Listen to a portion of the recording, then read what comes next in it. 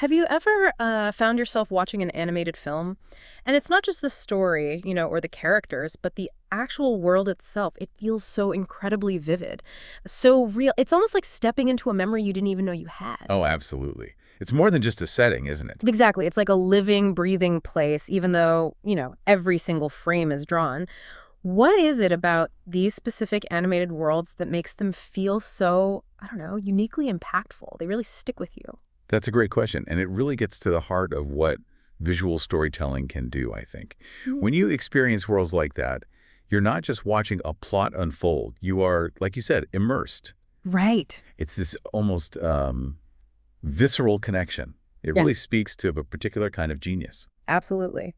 And today, our deep dive is taking us straight into the heart of that genius, the truly extraordinary filmography of Hayao Miyazaki and the legendary Studio Ghibli. Ghibli. Yeah. We're going beyond just appreciating the amazing stories, though. We really want to explore how his masterpieces are actually these complex tapestries woven from philosophical ideas, really urgent ecological warnings, and some truly innovative narrative techniques. What's so remarkable there is how Miyazaki consistently manages to conjure up this profound sense of reality, but within these settings that are, I mean, by definition, fantastical. Right. It's such a delicate balance, and honestly, one that very few artists truly master. So our mission today is to really unpack a stack of fascinating analyses, some critical essays, even some really passionate fan discussions that shed light on Miyazaki's unique craft. Okay. We'll be pulling out the most important insights into how he builds worlds that feel undeniably real, the deep ecological messages embedded in his films, and that unique blend of narrative styles that make his stories so compelling and sometimes, delightfully puzzling, especially for a Western audience. That puzzling aspect is key. Yeah, get ready for some truly surprising facts and perspectives, because we're about to venture into, well, the very architecture of imagination itself. Okay, so let's kick off with what makes Miyazaki's world so uniquely impactful. We hear the term world building all the time, in fantasy and sci-fi. Right. But when you apply it to his work, it feels different. It's not just about creating a setting, it's about making it feel real. When you're watching films like Spirited Away or Laputa, Castle in the Sky, or Nausicaä, these aren't just fictional realms in the usual sense, are they? What is it about them? You've really hit on something fundamental there. They are absolutely not just typical fictional realms. What's truly insightful, and some of the sources we looked at really highlight this, is that while we label these worlds fictional, watching them doesn't feel like being lied to or, deceived. No, not at all. Quite the opposite, actually. This fiction, as the sources put it, is this peculiar human endeavor that maybe paradoxically can teach us a tremendous amount about our own, quote-unquote, objective reality. Huh. Interesting way to put it. Yeah. For a critical mind, the real insight comes from understanding the intricate correlations of fiction and reality within these films.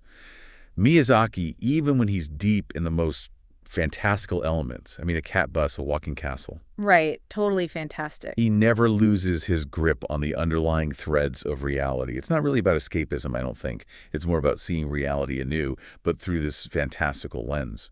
That's a really powerful distinction. Not escaping reality, but understanding it more deeply. So how does Studio Ghibli, how does Miyazaki actually do that? How did they achieve this incredible sense of immersive realism? It's clearly more than just beautiful drawings. What's their secret sauce? It's the magic in the minute, as one source really beautifully puts it. Magic in the minute. I like that. Yeah, it refers to the unimaginable detailing in every single scene. I mean, just think about it. When you see a character just, say, drinking tea, you don't just see the cup. You see the steam rising, maybe the slight tremor of their hand, the way the light catches the porcelain. Or think about Spirited Away. When Chihiro cleans that giant sooty window, you can almost feel the grime, right? The effort involved. Totally. Or even just preparing food, like the baking in Kiki's delivery service. Yes. Or even something mundane like washing dishes, again, in Spirited Away. Every single person you see in a crowd scene isn't just a generic background figure. They seem to have their own range of emotions, a unique posture, maybe a purpose in that moment. Yeah, they feel like individuals. Exactly. And it's these minute details, which we do not consciously notice, the ones that are almost subliminal, that stack up and make the worlds feel more real, more lived in, because your subconscious is absorbing them all. It's a level of artistry that goes way beyond just animation. It's like this profound observation of human existence, of behavior, translated into drawings. That attention to detail, yeah, even in the smallest moments, it really does create this almost tactile sense of authenticity. And it goes beyond just the visuals, too, doesn't it? It feels like it connects to the very essence of the human condition, his characters. They feel so grounded, so relatable, even when they're, talking to spirits or giant bugs. What makes them resonate so universally? I think they resonate because Miyazaki's characters live in the present with a sense of duty and purpose. They're often young, right? Often facing these overwhelming circumstances. But their truthfulness and simplicity, it offers this really refreshing contrast to our own often complex, fragmented modern lives. Think of Chihiro in Spirited Away. She's terrified at first, but she finds courage. She works diligently. Yeah, she buckles down. Or Princess Nausicaä, who's so deeply committed to understanding her toxic world. Or San in Princess Mononoke, just fierce in her loyalty to the forest. Their struggles, their triumphs, their moments of just a quiet focus, their sheer will. It's universally understood. This simplicity, this dedication to their immediate circumstances, that's precisely why, even though these films are often seen as being for children, they've impacted millions of fans of all ages, all around the globe. They just speak to something really fundamental inside us. So we're talking about more than just, telling a good story here. There's this really profound philosophical dimension to his world building. And one source brings up Jennifer Fay's idea that cinema is the aesthetic practice of the Anthropocene. Can you break that down for us? What does that actually mean for how we look at his films? It's a really powerful concept, and it kind of pushes our understanding of what cinema is. The Anthropocene, just simply put, is this idea that we've entered a new geological age where human activity is the dominant force shaping Earth's environment. Okay. Jennifer Fay takes that a step further. She argues that the stories we tell, especially through cinema, aren't just passive reflections of this human-made world. They're actually active components in its construction. Wow, okay. So cinema helps create the reality. In a way, yes. So when Miyazaki creates these elaborate, fantastical worlds, he's not just escaping reality. He's participating in the very act of creating reality through imagination. And then, crucially, he's asking us to examine it. His hand-drawn animation especially shows that creativity is at the core of any artist's work. But it goes beyond just the individual. It's grounded deeply in history and culture. Right. The core idea here is that fictional world building should never invite us to completely detach ourselves from a grounding in the historical cultural realm. It should always somehow reflect and inform our understanding of the world we actually live in, even while it's transporting us somewhere else. It makes us think, how did we get here? What's our place in this human-shaped world? And it seems like Miyazaki's own personal history, his own life, plays a really significant role in how these worlds are formed and the messages they carry. It's not just abstract philosophy. It feels deeply rooted. Absolutely. His personal experiences provide this grounding layer to the authenticity of his worlds. It makes them resonate on this even more profound, almost archetypal level. The sources mention his early life. His mother fell ill with tuberculosis, which is a long-term illness. She was often bedridden. Oh, wow. And his father was frequently away working for an aircraft company. This left young Hayao having to take on a lot of responsibilities at home. Yeah. This experience clearly shaped him. You can see how it would. Yeah. From then on, he became, as the sources note, notably obsessed with both diseased and partly disabled women. A theme you can see subtly explored in characters like the mother in My Neighbor Totoro, who's sick in the hospital, or Sophie in Howl's Moving Castle, who gets cursed with old age and infirmity. But at the same time, this also led to his fascination with strong female heroines filled with resilience and capacity for violence, like Nausicaä, or San in Princess Mononoke, or even Chihiro, who starts timid but develops this immense inner strength. Yeah, she really does. These deeply personal influences are just woven into the very fabric of his world, giving them an emotional depth and authenticity that, honestly, few can match. So Miyazaki's worlds feel profoundly real because they're grounded in this intricate detail and human experience, but they're also undeniably fantastical. And what's really compelling here is how he uses that fantasy element, especially the biodiversity of his worlds, to send this powerful ecological message. These aren't just pretty whimsical creatures floating around, are they? No, not at all. They serve a very deliberate purpose. What's so striking is how Miyazaki's world building presents this biodiversity panorama that's vastly different from Earth's present. I mean, his films are full of creatures that none of us have ever seen, right? Like Totoro or the giant omu insects. Right, you won't find those in a zoo. Exactly. You can see Totoro on the screen, but you'll never see him on a leash in Tokyo. And this emphasizes the imaginative, the speculative power of his mind, but it also uses that power to highlight these really pressing ecological themes. Through this fantastical lens, films like Spirited Away are powerfully denouncing ecological disaster within their very world building. How so in Spirited Away? Well, he uses his animation genius to portray a man-made world gone wrong, a world polluted and neglected by humanity, and then follows a child's journey to try and fix it, or at least navigate it. Chihiro's adventure, for instance, is very much about confronting the consequences of human neglect and pollution. Think about the stink spirit. Oh, yeah, the stink spirit. How was intense. Right, which turns out to be this ancient river god just choked with human garbage. That's a pretty direct critique, wouldn't you say? Yeah, absolutely. Let's dig into some specific examples because Nausicaä of the Valley of the Wind and Princess Mononoke really stand out when we talk about this ecological lens. Nausicaä, way back in 1984, it set such a powerful tone with its sci-fi dystopian futurism, didn't it? It absolutely did. It set a millennium in the future, and Nausicaä imagines this profound ecological crisis. The planet's populated by creatures that don't exist in our current biology, and they're battling this spreading cloud of toxicity. The toxic jungle, the sea of corruption as it's called, constantly emits these poisonous spores. Chilling stuff. It really is, and it directly resonates with our contemporary ecological anxieties, doesn't it? It makes a film from the 80s feel incredibly relevant today. Now, it's worth mentioning, one source did offer a critique about a kind of fantastic solutionism in the film. Fantastic solutionism, what does that mean? It suggests that the film relies maybe a bit too heavily on the individual saving princess agency.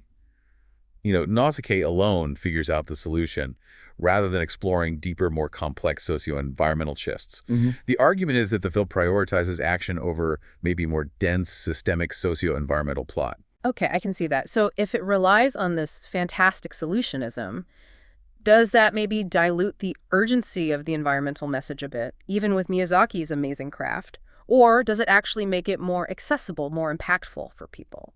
That's a really thoughtful question, and it highlights the nuance in his work, I think. While the saving princess trope might simplify the solution, it doesn't necessarily dilute the urgency of the message itself. In fact, for a broader audience, an individual's heroic action can be incredibly compelling, maybe even inspiring. It might make the complex environmental message feel more immediate, more palatable. Yeah, maybe more hopeful, too. Perhaps. And Princess Nausicaä herself, even though she's a skilled warrior, she really embodies this complex ecological dilemma.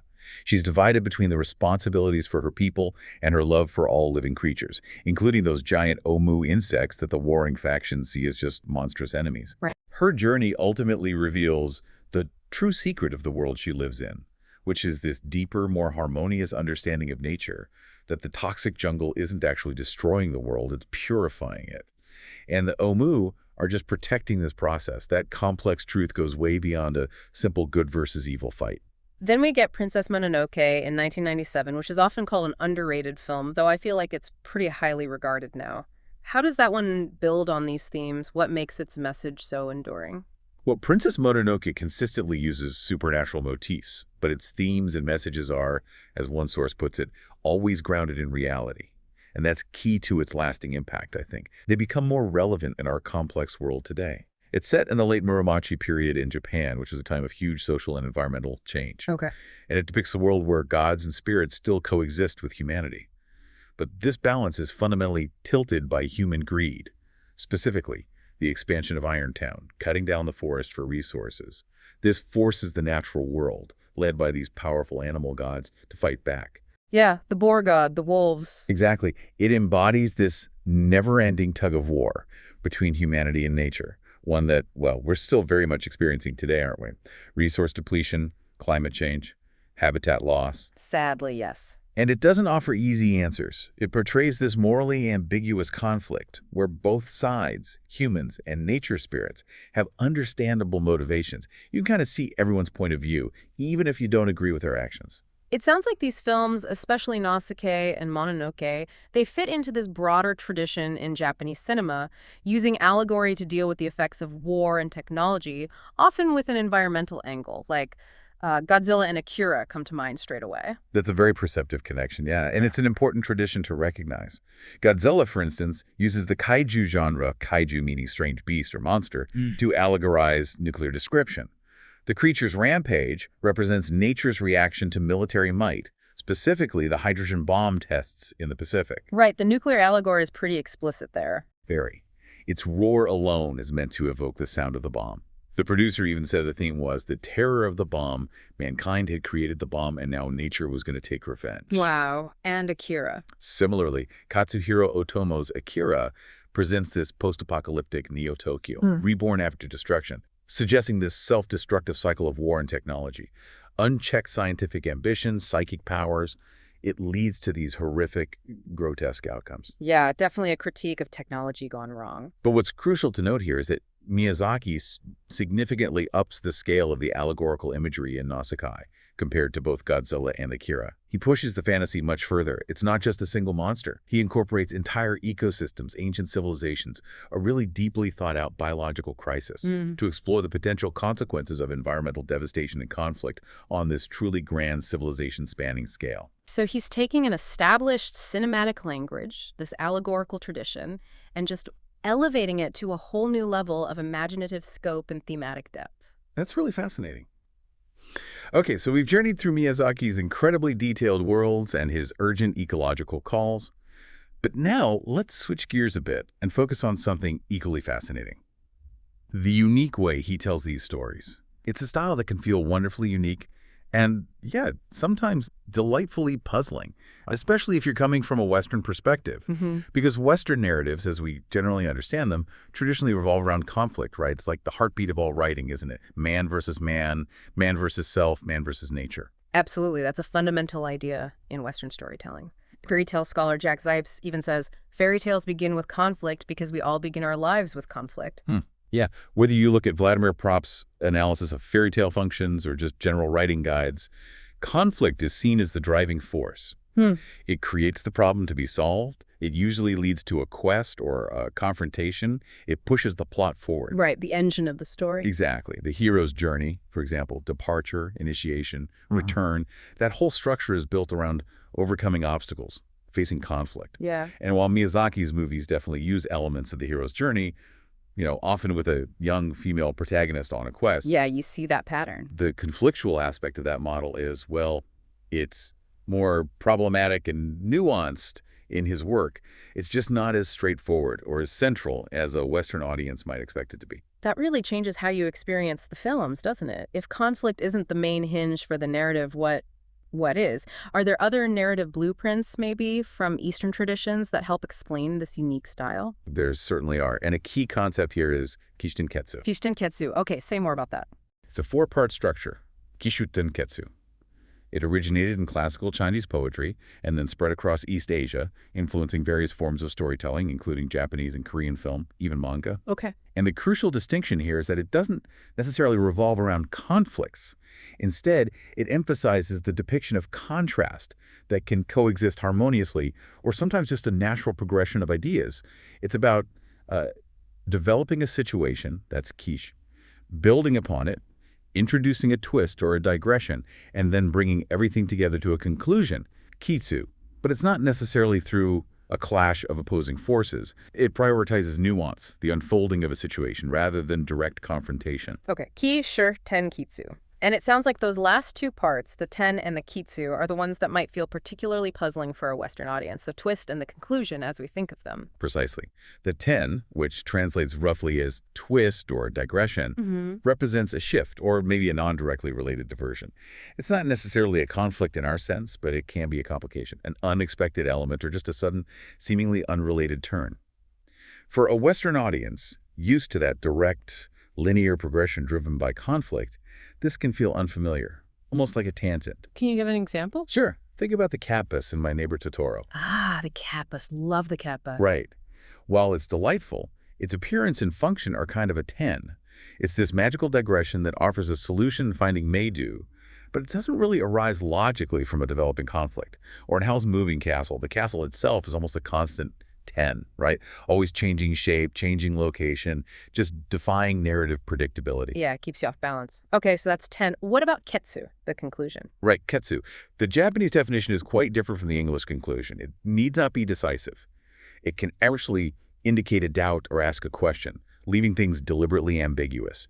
Okay, that clicks. That's why so many of Miyazaki's endings leave us with these doubts and non-solved riddles. Exactly. Like in Spirited Away, the central problem, Chihiro needing to save her parents, it gets solved through a riddle Zenoba gives her, right? Guess which pigs are her parents?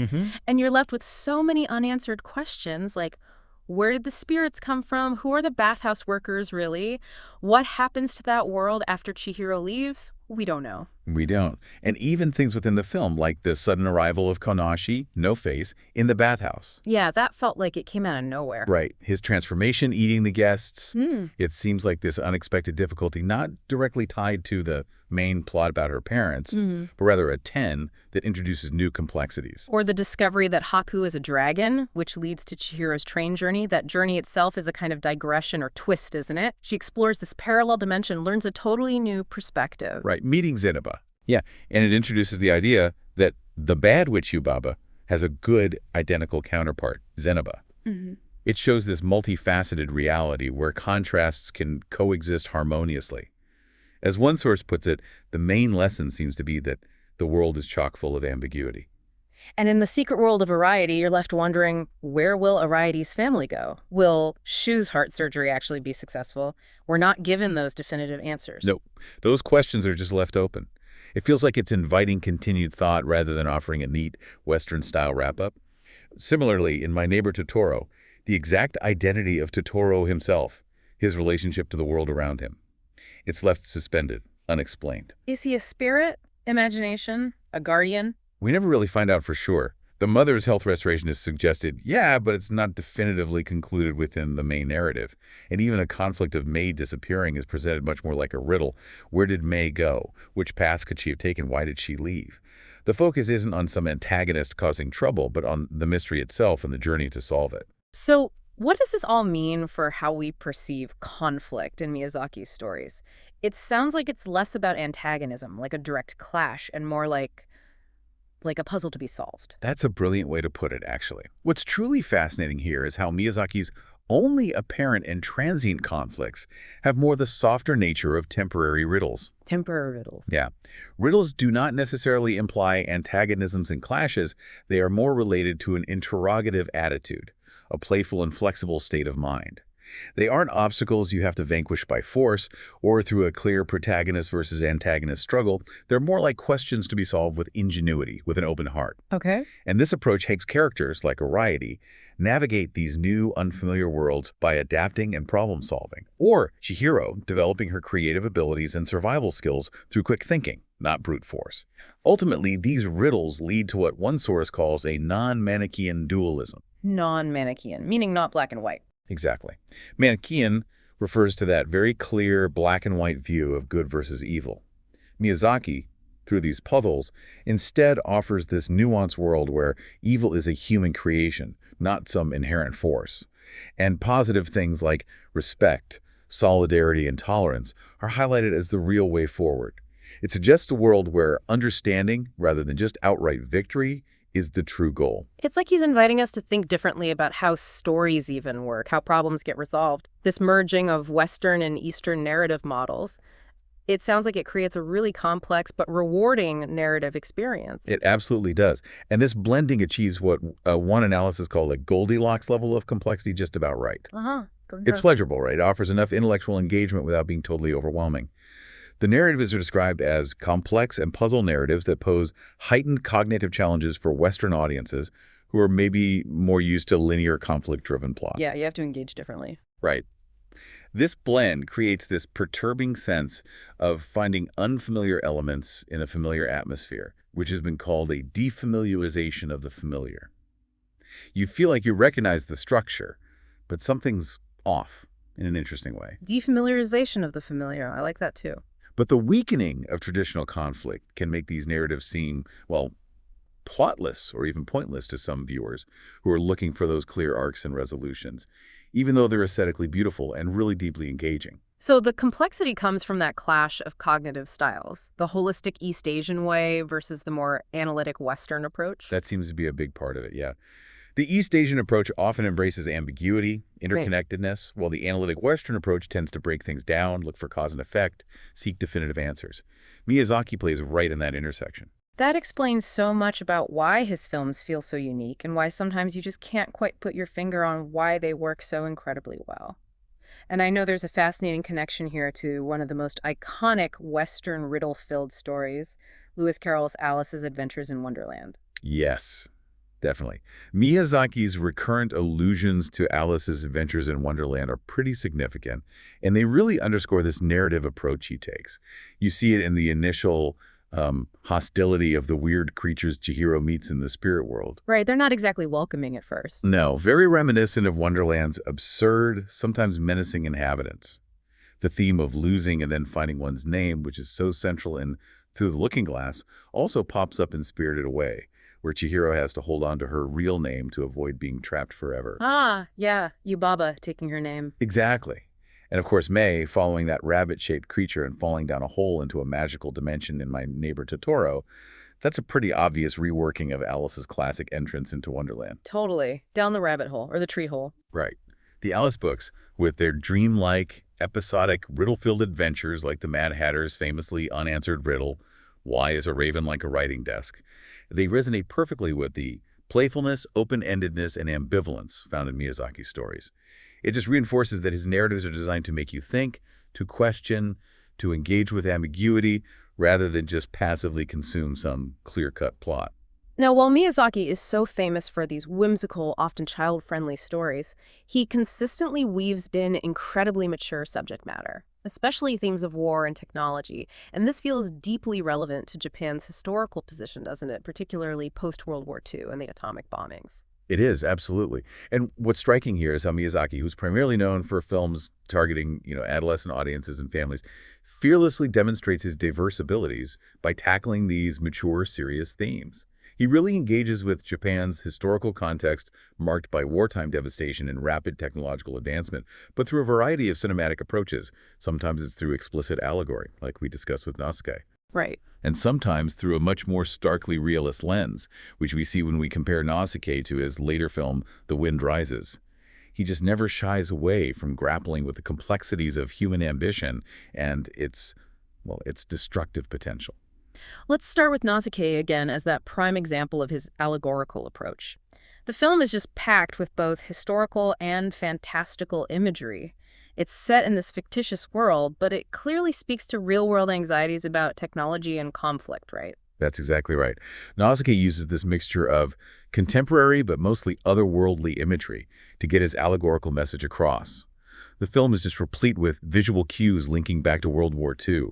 The giant warriors, these colossal biomechanical weapons, Terrifying things. and the 7 Days of Fire that destroyed civilization a millennium before, they powerfully evoke the atomic bombings of Hiroshima and Nagasaki, while the post-apocalyptic toxic jungle can easily be read as analogous to nuclear fallout spreading across the land. You can definitely see those parallels. Yeah, and even the weaponry and armor. While they look sort of medieval European, they also bear these striking resemblances to World War II firearms, like the German STG-44, the American Thompson machine gun, even the German Luger pistol. It subtly hints at the destructive capabilities unleashed by modern warfare. And the allegory extends to the politics, too. The warring nations. It seems so. The warring nations, Tolmekia and Pijite, they can be seen as allegories for, perhaps, Cold War powers fighting for nuclear supremacy and control over the remaining resources. Or maybe even nations like Japan and Nazi Germany during World War II trying to establish new kingdoms and dominate through military force. And within this allegorical landscape, Miyazaki presents a pretty clear philosophical stance through The Valley of the Wind, doesn't he? This kind of pacifism that feels morally superior to the warring factions. Exactly. The Valley of the Wind, with its simple agricultural and pastoral lifestyle, its deep respect for nature. It represents a morally superior pacifism that stands in stark contrast to the militaristic nations. And Nausicaä herself, even though she's a skilled combatant, She's capable of violence. Yeah, she can handle herself. She embodies this philosophy. When she is confronted with the escalating conflict, she chooses surrender. She proclaims, "No more killing. It has to stop."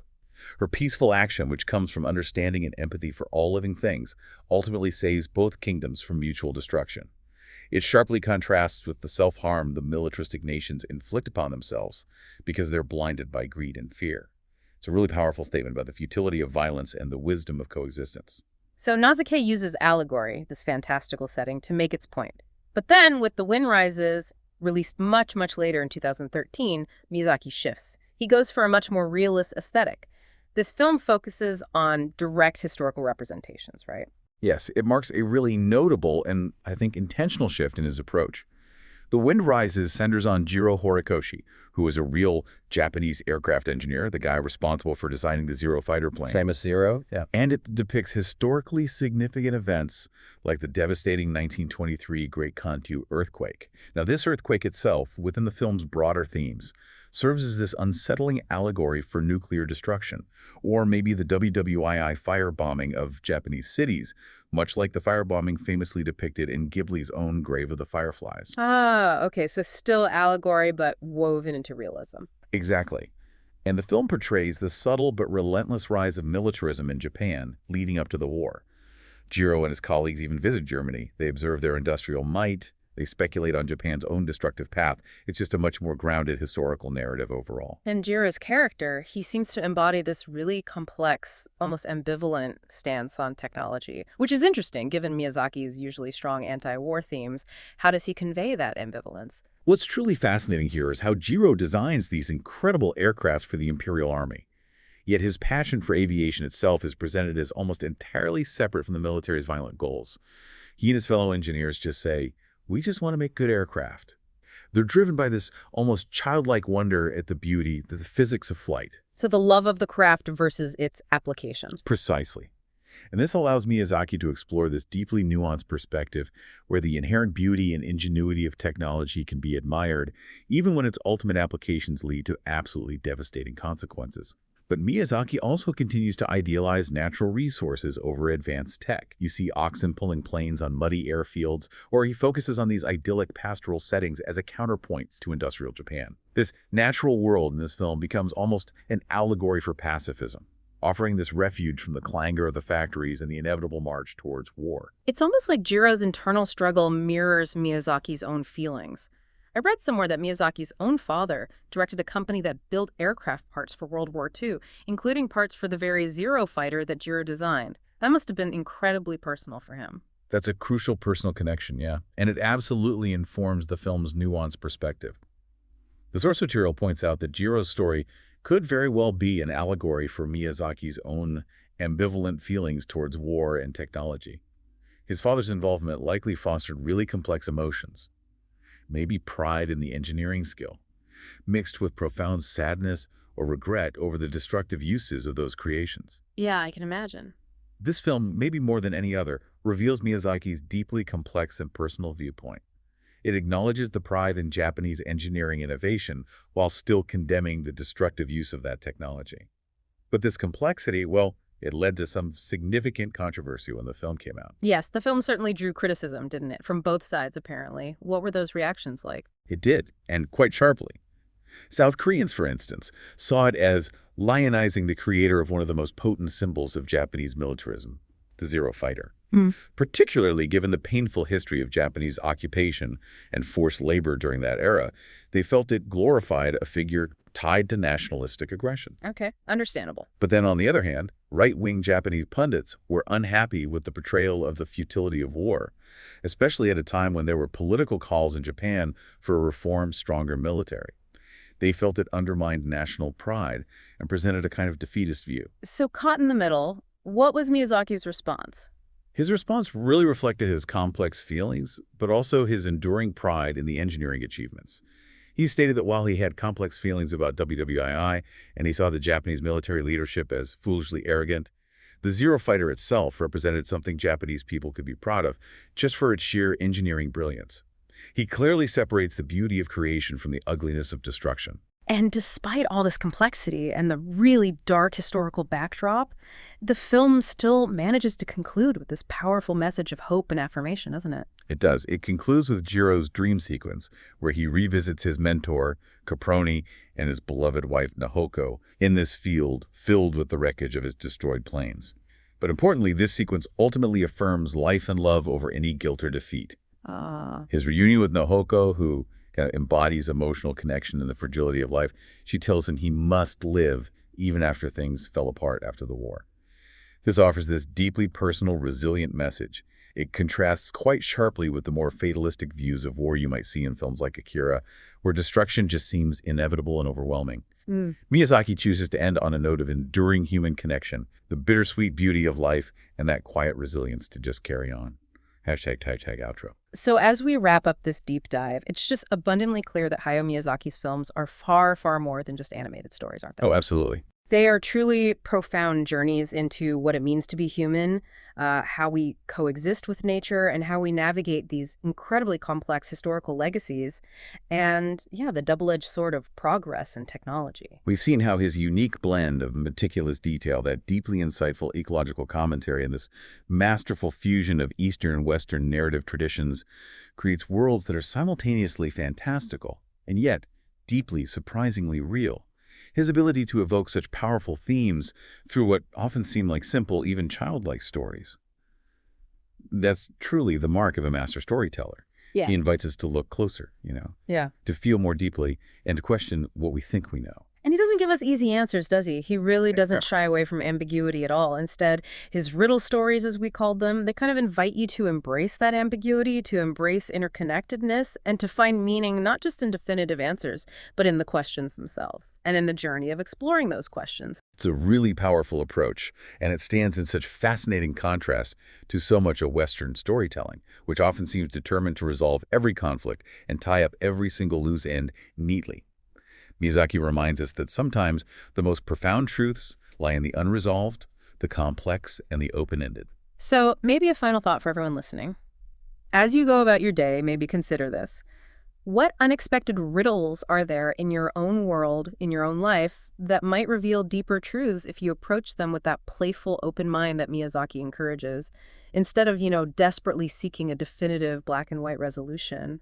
That's a wonderful takeaway. Perhaps the greatest adventures and maybe the deepest understanding lie not just in finding the answer, but in appreciating the question itself and the rich tapestry of possibilities it unveils.